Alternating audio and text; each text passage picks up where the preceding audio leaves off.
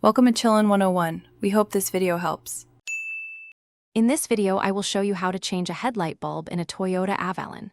First, ensure you have the correct replacement bulb, typically an H7 or 9006, and gather basic tools like a screwdriver and gloves. Always consult your owner's manual for specific bulb types. Next, locate the headlight assembly, which is usually accessible from the engine bay or by removing a fender liner.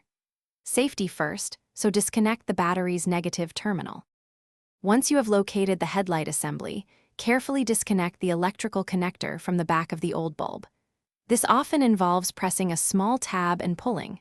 Next, remove any protective dust cover or access panel that might be in place. Finally, unclip the retaining spring or twist the bulb counterclockwise to release it from its housing. Be gentle to avoid damaging any components during this step. Now, with the old bulb removed, carefully insert the new bulb into the housing. Avoid touching the glass part of the new bulb with your bare hands, as oils can reduce its lifespan. Use gloves or hold it by the base. Secure the bulb by re-engaging the retaining clip or twisting it clockwise until it locks into place.